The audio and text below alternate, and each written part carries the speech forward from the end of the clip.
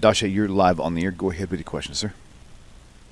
Yes, how you doing, Rabbi? I want to know how much is Rome involved in the formation of Christianity, from the councils to the theology to choosing the books of the New Testament.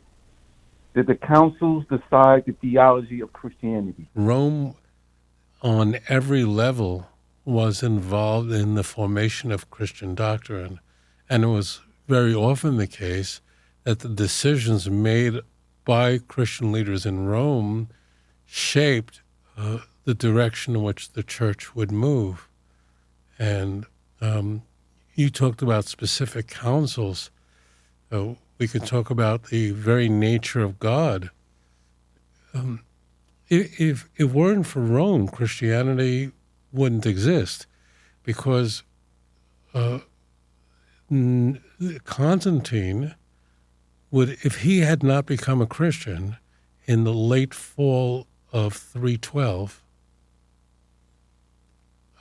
following a military victory to which he ascribed the victory to the Christian God.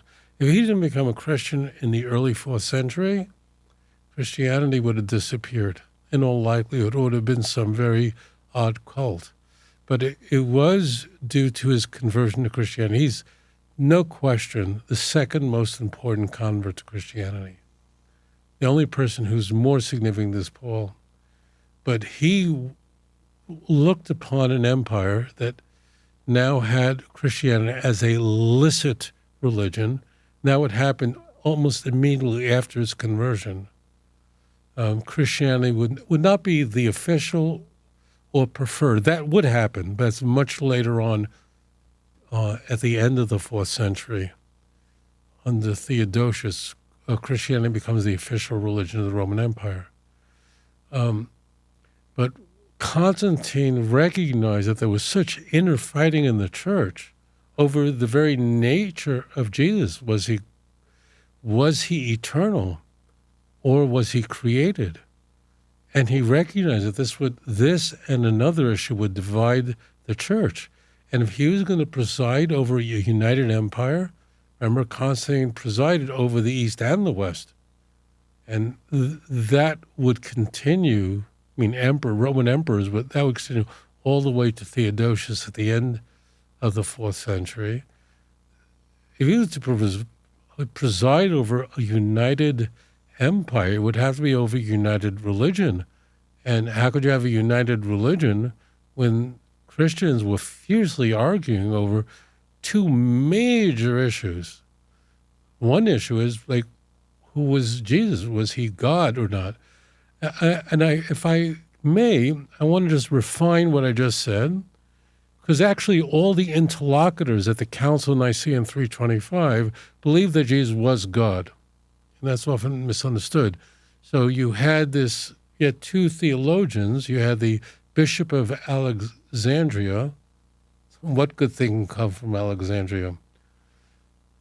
All idolatry comes from there. So you had the Bishop of Alexandria, Alexander, along with a man who at the time was a deacon. His name was Athanasius, who eventually becomes the Bishop of Alexandria later.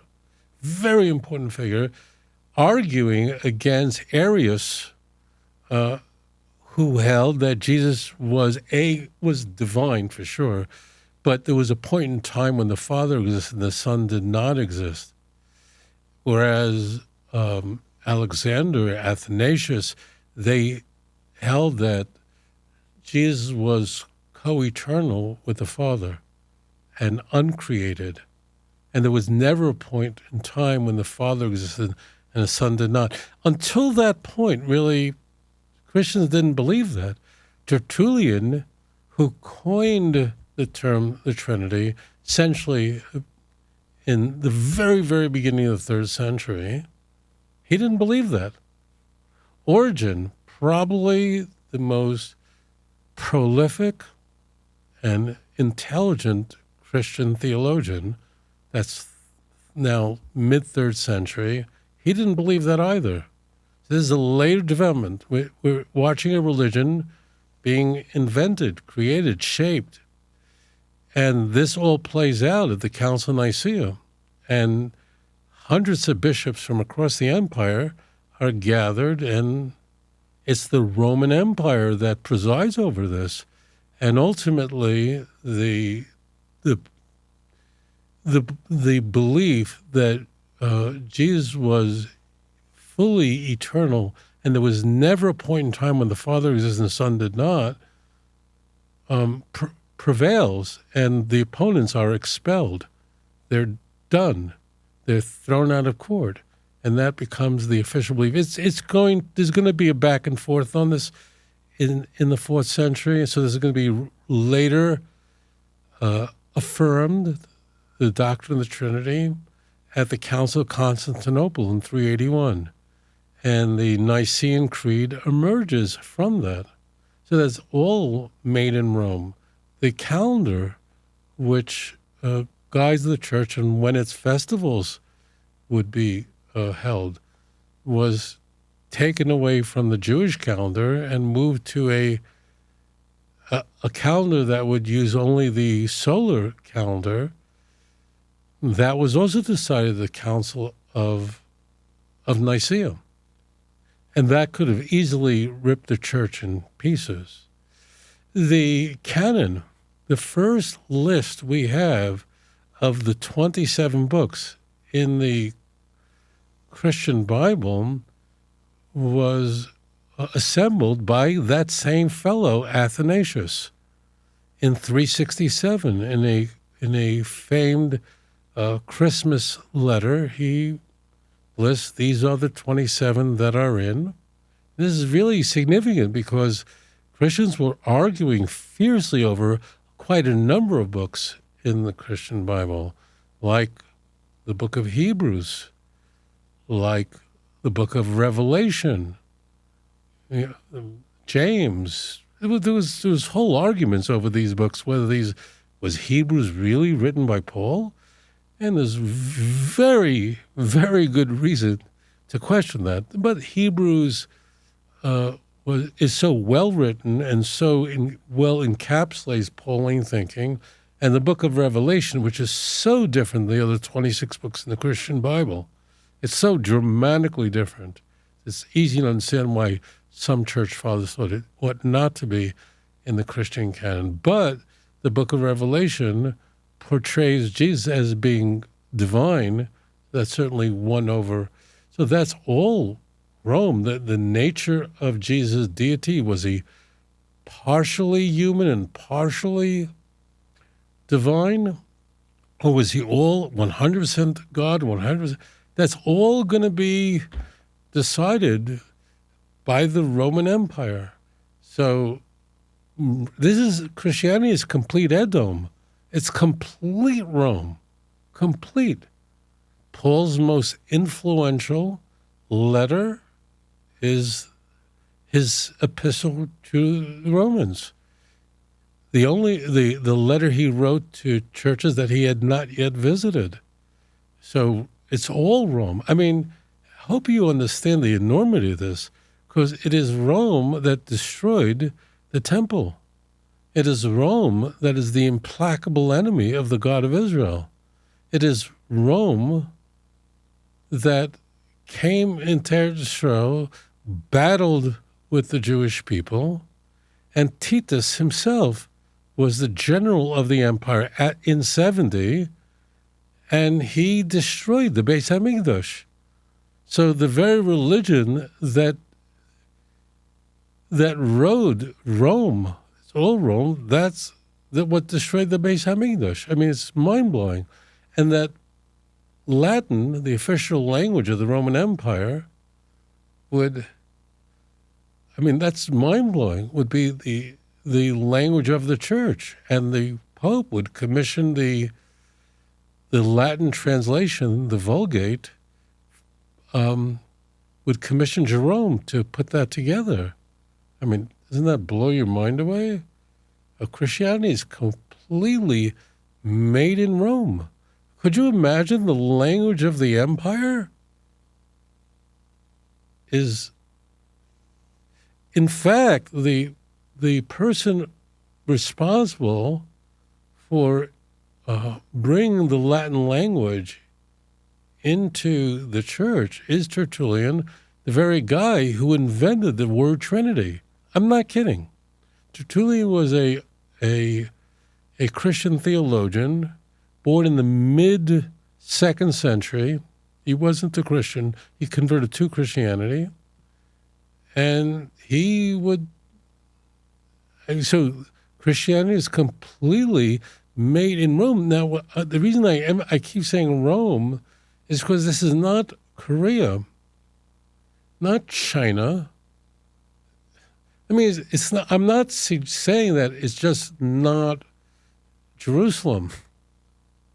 But isn't it just striking that the very empire that destroyed the Beis Hamikdash, destroyed the temple, the destruction, the 3-year war from 66 to 70, well, a bloody war. I don't know how many Jews were killed in that war.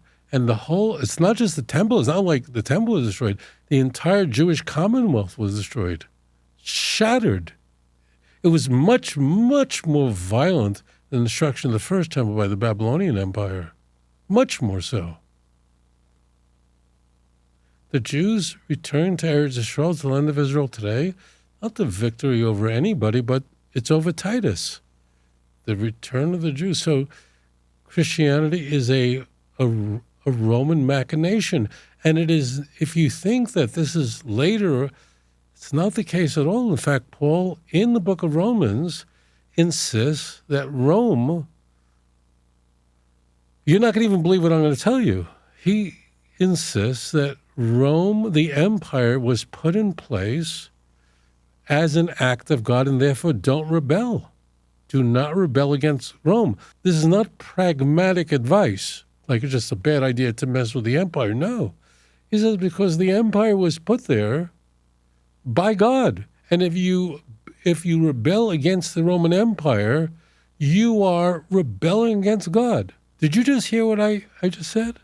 If you didn't, I mean, if your brain didn't just fly out of your frontal lobe, then you're not listening.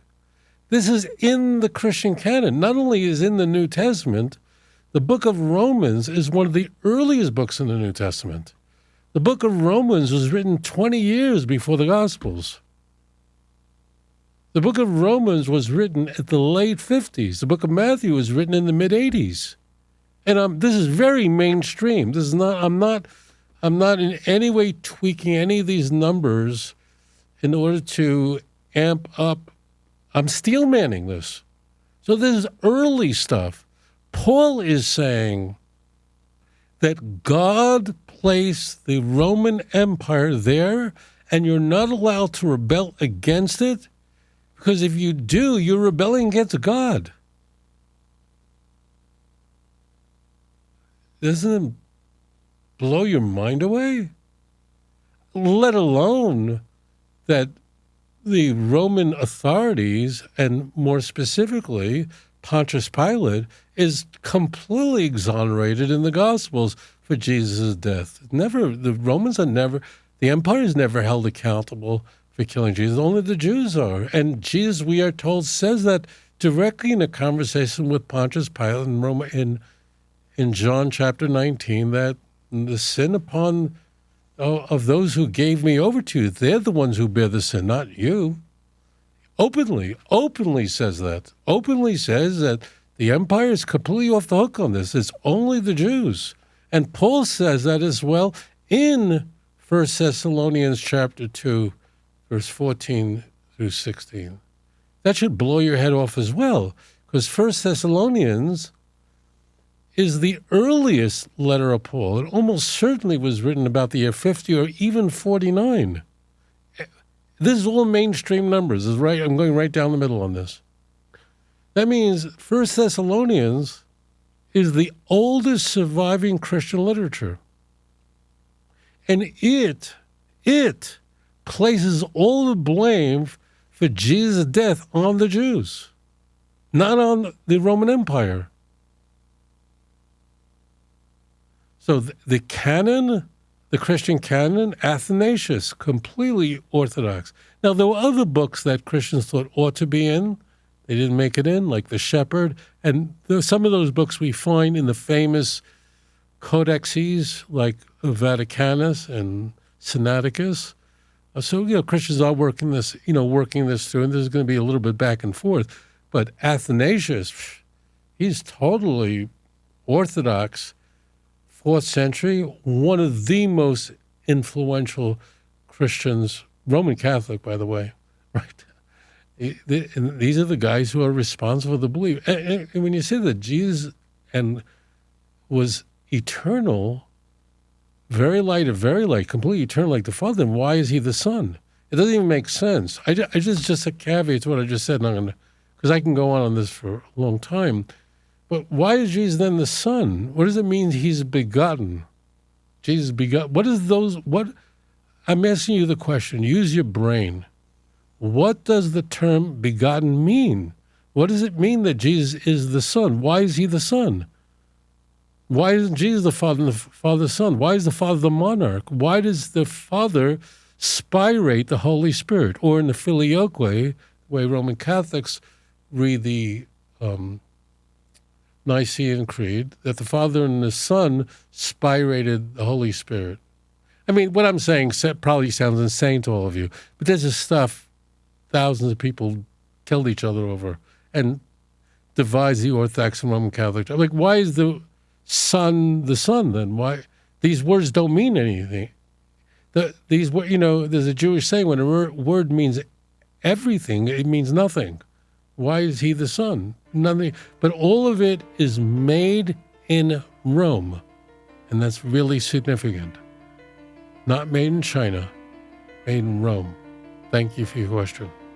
If you enjoyed this program, please like and subscribe. אדון עולם אשר מלך בטרם כל יציר נברא ואת נעשה בחפצו כל